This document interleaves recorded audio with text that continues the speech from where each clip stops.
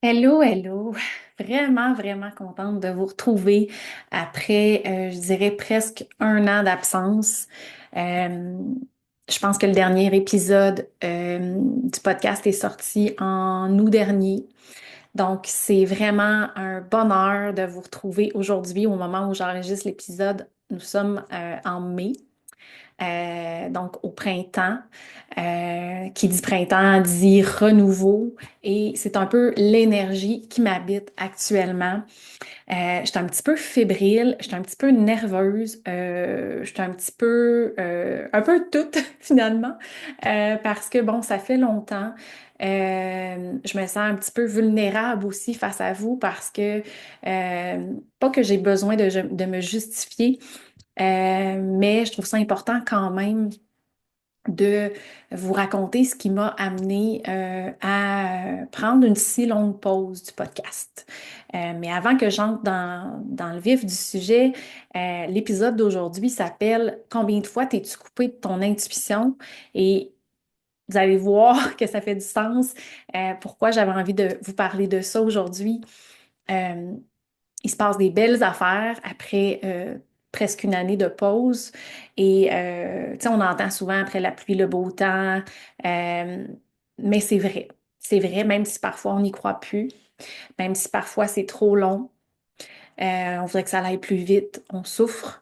Mais il y a toujours du renouveau, il y a toujours une renaissance et c'est ce qui se passe pour moi. Et ce renouveau-là ne se manifesterait pas si j'avais pas suivi mon intuition. Et les hypersensibles, on a cette capacité-là. Ben, tout le monde a la capacité, mais on a généralement une intuition plus développée. Euh, et c'est une richesse, mais encore faut-il être capable de l'écouter puis de lui faire confiance. Alors, c'est le sujet que j'avais envie d'aborder aujourd'hui, mais avant qu'on commence, revenons sur la dernière année. J'ai dû prendre une longue pause parce que nous avons vécu un drame, un drame, un événement majeur dans la famille, donc un deuil, un décès, le décès du père d'un de mes garçons, donc de mon ex-conjoint, qui est arrivé subitement. Je ne vais pas entrer dans les détails, mais dans le fond, j'ai dû accompagner mon fils dans ce cheminement-là de deuil et vivre le mien aussi à travers tout ça, by the way, et gérer toutes les émotions et les changements dans notre vie que ça l'a amené, parce que les changements sont nombreux. Donc, ce qui fait que je ne me sentais pas capable de venir connecter avec vous. J'étais trop prise dans mes émotions. L'énergie non plus, y était pas. J'étais littéralement en mode survie et euh, je- j'aurais pas été, euh, j'aurais pas été en mesure de vous partager les enseignements que je vais être capable de vous partager en ce moment parce que j'étais comme dans un gros nuage noir et j'essayais juste de garder la tête au-dessus de l'eau. J'avais besoin d'être forte en tant que mère de famille et donc j'ai laissé le temps au temps. Je me suis choisie, j'ai mis tout de côté sur pause, dont le podcast, et ben, j'ai attendu que ce soit le bon moment. Et le bon moment, c'est quoi? Ben, quand ça vient de tes tripes, c'est quand ça vient du cœur, quand ça vient de l'intérieur, puis que tu ressens l'appel, ben, c'est ça le bon moment. Et j'ai senti que c'était maintenant, que j'étais prête, que j'avais assez cheminé, pensé mes blessures, euh, puis que la stabilité était de retour. Donc, je suis vraiment heureuse d'être là aujourd'hui. Donc, c'était ma petite parenthèse. Euh, j'ai envie de mettre des bases aussi parce que après un événement transformateur comme celui-là, on change. Inévitablement, il y a une partie de nous qui n'est plus.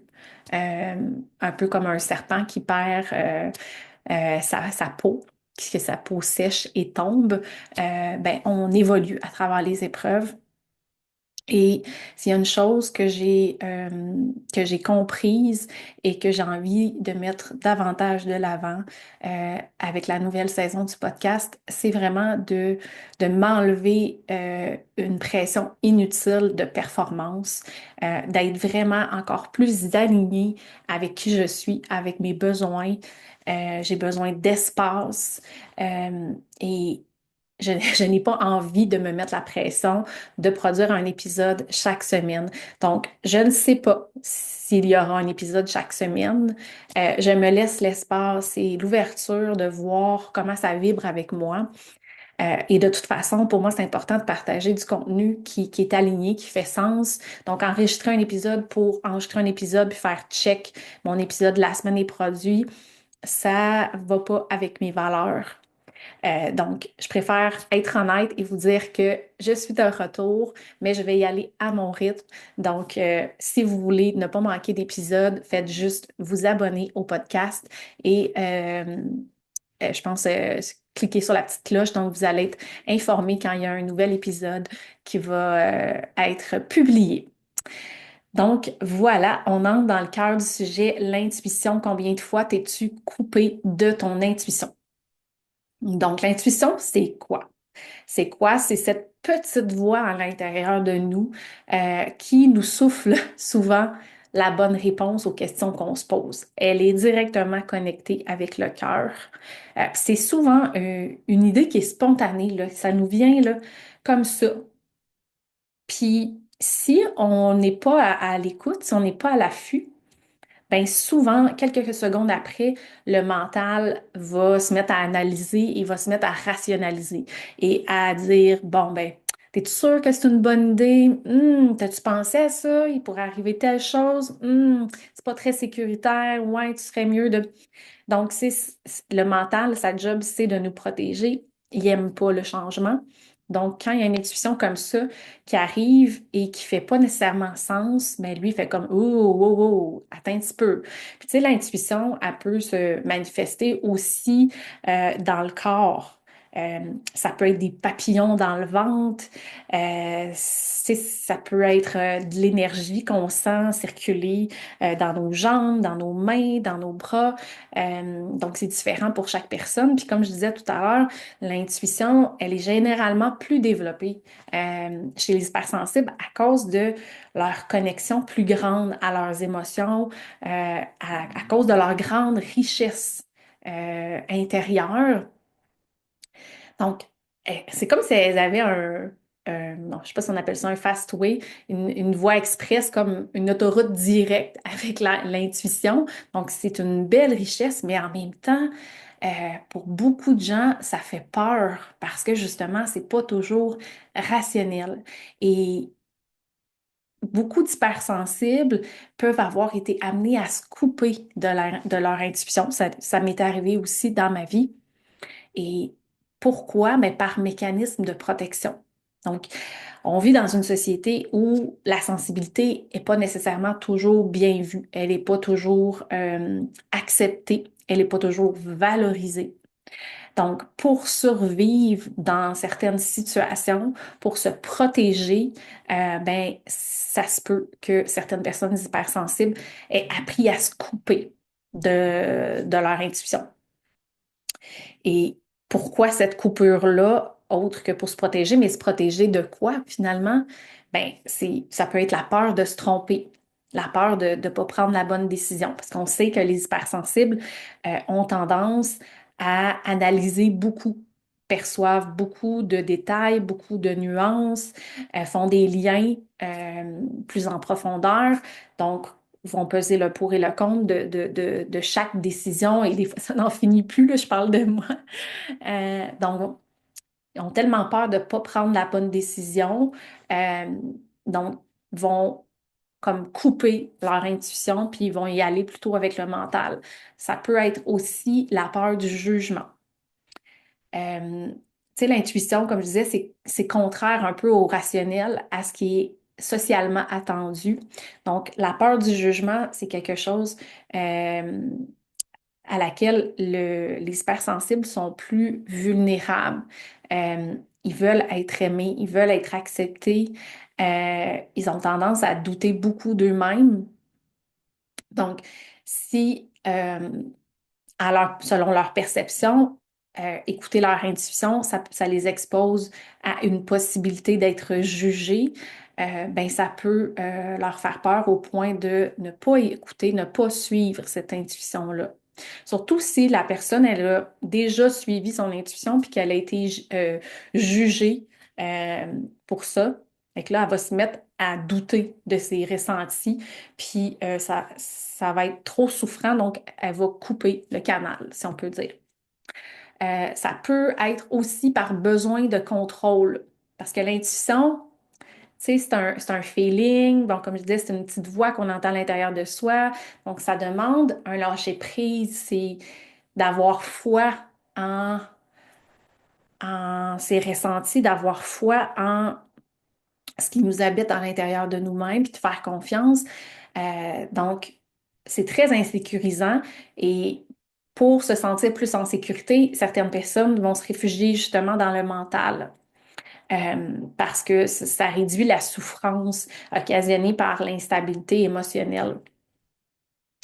Et ça peut provenir aussi, la coupure avec l'intuition, ça peut provenir aussi de blessures d'enfance ou de traumatisme.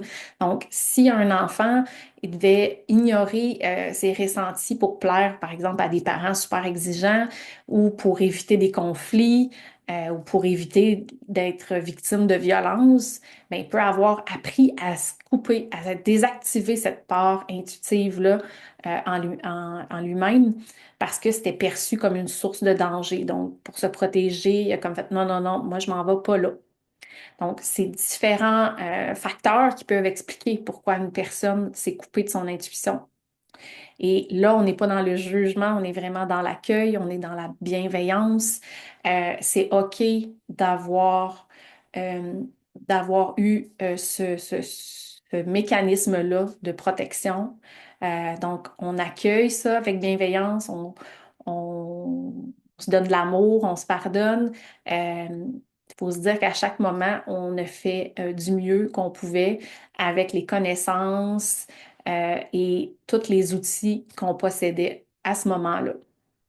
Donc, maintenant qu'on sait que souvent, on va s'être coupé de notre intuition par mécanisme de protection, ben, comment on peut faire pour justement rétablir ce lien-là, puis retrouver une certaine foi en notre intuition? Euh, ben, je trouve ça important d'amener c'est quoi les impacts de se couper de son intuition? C'est quoi les conséquences? Ben, en fait, tu sais, notre intuition, ça vient de notre partie la plus pure en nous-mêmes. Fait que plus on se coupe de notre intuition, plus on s'éloigne de nous-mêmes, plus on s'éloigne de notre vérité, on s'éloigne de notre nature profonde. Puis, le risque finalement, c'est de se perdre complètement de vue et de se retrouver en désalignement, de se retrouver dans des situations de vie, que ce soit personnelles ou professionnelles, euh, de faire des choix qui sont pas alignés avec qui on est. Parce qu'on a pris des décisions qui tenaient pas compte ici de notre cœur, mais qui étaient plutôt sécuritaires pour se protéger. Et je peux vous donner des exemples où mon intuition, quand je l'ai écoutée, ben, ça a tellement, tellement apporté euh, une paix, un aliment. Chaque fois, je me suis sentie à la bonne place. Puis après coup, je pouvais me dire, OK, my God, imagine si j'avais pas pris cette décision-là, imagine si j'avais pas écouté mon feeling, mon intuition, je serais pas là où je suis. Et ça m'amène énormément de gratitude. Et à l'inverse, il y a eu des moments aussi où j'ai eu ce réflexe-là de me couper de mon intuition pour me protéger. Et ça a été des moments où je savais plus qui j'étais, je me sentais complètement déconnectée. Avant d'en venir à prendre la décision de quitter mon emploi dans le domaine de la santé comme travailleuse sociale, ben, je suis retournée plusieurs fois. Pourtant, je le savais à l'intérieur de moi que j'étais pas bien, mais j'avais peur de, de ce qui adviendrait après parce que j'avais rien qui m'attendait en dehors de ça. Puis c'était comme une perte de repère totale, une perte d'identité. Qui je suis si je suis plus une travailleuse sociale? Qui je suis si je fais plus ce que je fais tous les jours? Euh, donc, ça m'est arrivé d'aller à contresens de cette intuition-là. Et ça m'a amené à revivre des périodes d'épuisement, des périodes de dépression, de l'anxiété. Ça m'a amené à rester parfois dans des relations amoureuses qui étaient malsaines, à rester plus longtemps parce que j'écoutais pas cette petite voix-là qui me disait que c'était plus sain, qu'il fallait quitter. Donc, je suis certaine que vous qui m'écoutez, que ce soit à la sortie de l'épisode ou en replay bien plus tard, je suis certaine que vous êtes capable de vous rappeler de plein de moments comme ça où vous vous êtes pas écouté et finalement, ben, ça vous a amené beaucoup de conséquences négatives et voire même de souffrance. Mais à l'inverse, quand on décide de faire confiance, je dis prendre un risque, mais c'est pas tant un risque, mais de lâcher prise, tu sais, puis d'y aller all-in, ben, ce que j'ai réalisé par la suite, c'est le sentiment de sécurité que ça l'apporte. Je sais pas comment le décrire, là, mais réaliser que peu importe la décision que vous allez prendre, vous êtes en sécurité à l'intérieur de vous et que vous allez toujours être en mesure de prendre une nouvelle décision pour vous-même, pour votre bien-être, qui va vous amener exactement là où vous avez besoin d'aide. Besoin d'aide, pas besoin d'aide, mais besoin d'être. Donc, que vous allez savoir vers où vous dirigez, peu importe ce qui se passe, que vous pouvez compter sur vous-même. C'est ça le plus beau cadeau derrière le fait d'écouter son intuition, euh, c'est de réaliser que finalement, vous pouvez vous faire confiance et c'est sécuritaire de se connecter à ce qui se passe ici. Non seulement c'est sécuritaire, mais c'est souhaitable parce que c'est ce qui nous amène à vivre une vie alignée avec nos valeurs puis avec qui on est profondément. Donc, dans les exemples des moments où euh, je me suis vraiment autorisée à suivre mon intuition, que j'ai été vraiment à l'écoute de celle-ci, il y a eu, par exemple, justement, quand la dernière fois j'ai décidé de quitter mon emploi dans le réseau de la santé, c'était épeurant, mais après l'avoir fait, j'ai senti un soulagement, comme si on m'avait enlevé 100 livres sur les épaules. Puis là, j'étais comme, OK, je peux respirer. Puis c'est correct d'avoir peur, puis de se sentir inconfortable dans l'inconnu. Mais ça va être OK. Je vais trouver ma place. Donc, il y a eu ce moment-là. Il y en a eu plein d'autres, évidemment, mais un qui est très marquant, que j'ai envie de vous partager, euh, c'est, bon, je suis avec mon conjoint actuel depuis bientôt 6 ans et on a pris la décision de magasiner une maison, de s'acheter une maison ensemble, alors qu'on était en contexte pandémique.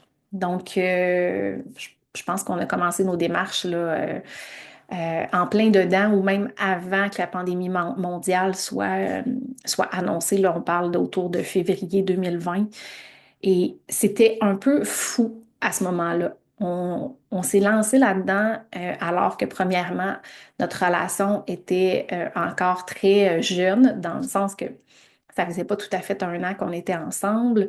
Et ben là, on se retrouvait dans un contexte planétaire tellement insécurisant. On savait pas ce qui allait arriver. Et nous, on a décidé de se lancer tête première dans l'achat d'une première maison ensemble. Mais aujourd'hui, on est en 2025 et vous voyez de quoi a l'air le marché immobilier en ce moment. Les prix ont explosé, les taux d'intérêt avaient explosé aussi ces dernières années.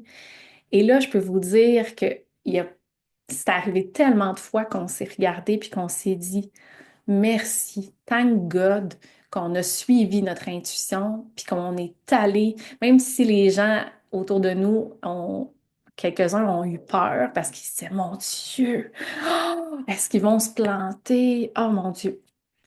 Ben, ça a fait en sorte qu'on a acheté une maison vraiment, vraiment abordable juste avant que le marché explose. Et en plus, on est encore ensemble, plus heureux que jamais. On a bâti une belle vie à deux et une famille recomposée dont je suis vraiment fière avec mes deux garçons.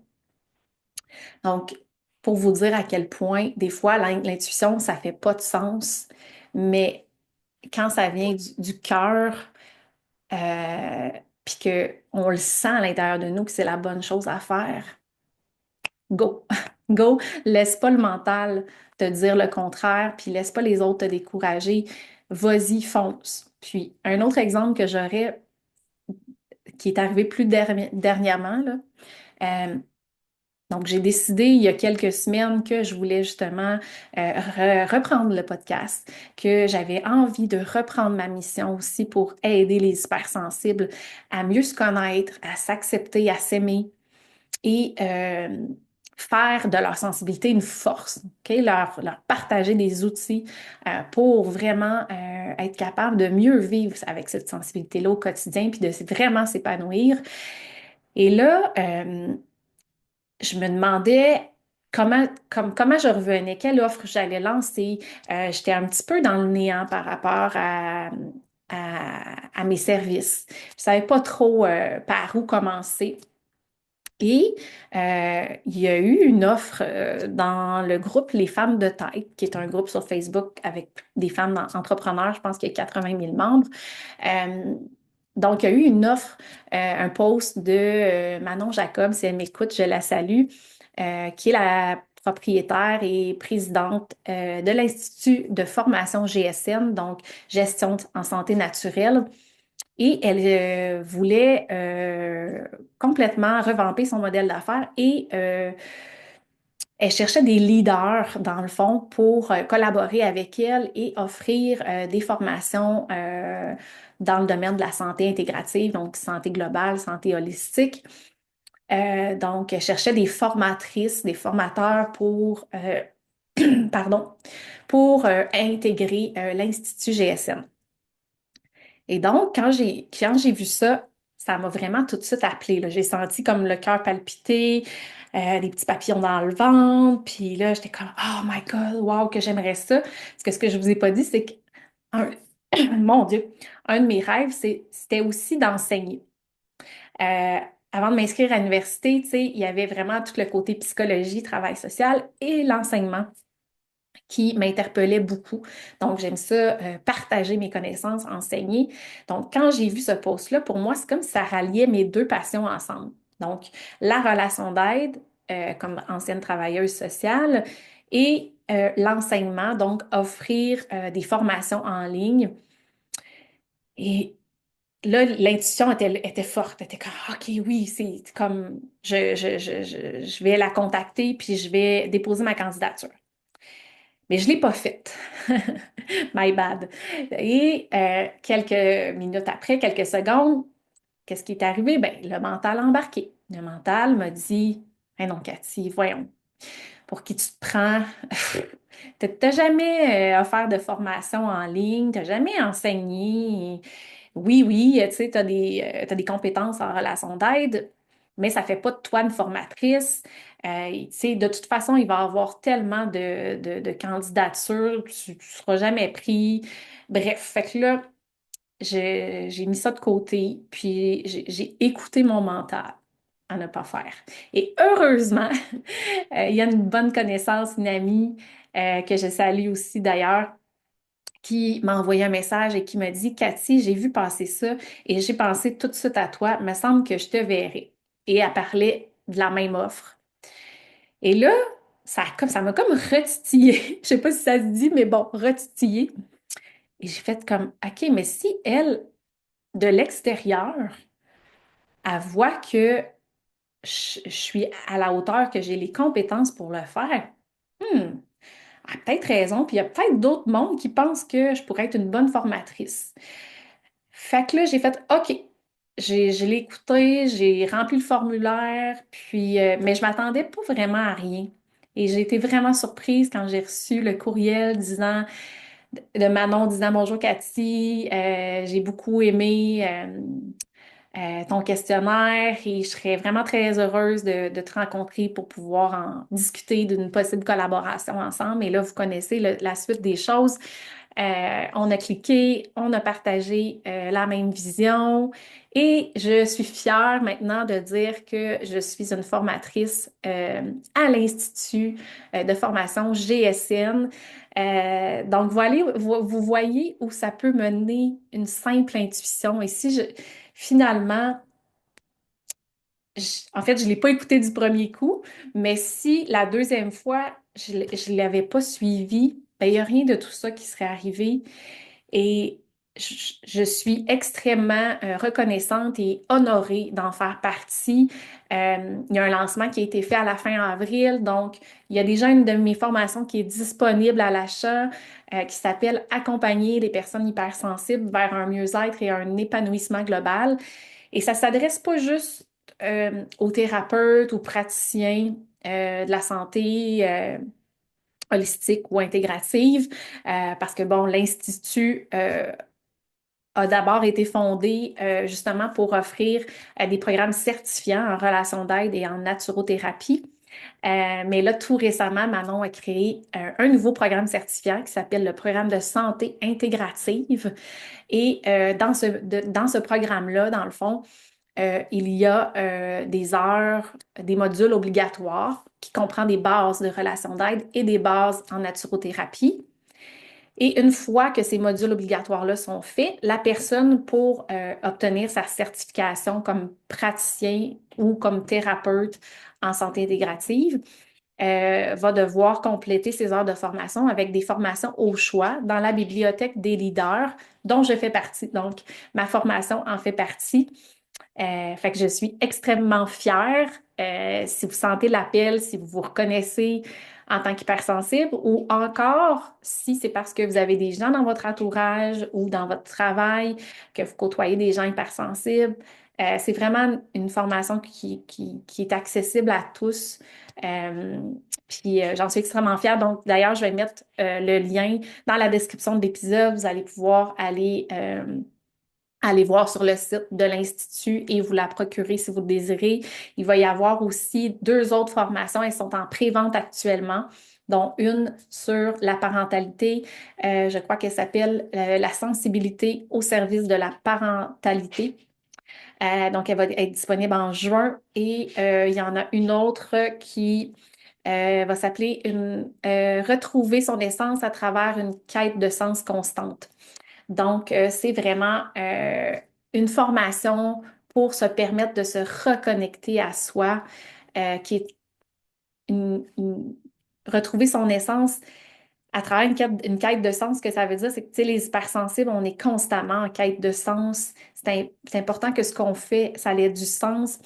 Et comme je l'ai mentionné tantôt, souvent, on s'est coupé de nous-mêmes pour se protéger. Donc, c'est vraiment une formation où vous partez à la découverte de vous-même, vous vous reconnectez avec votre enfant intérieur, votre essence profonde, pour finalement vous créer une vie qui est riche de sens pour vous.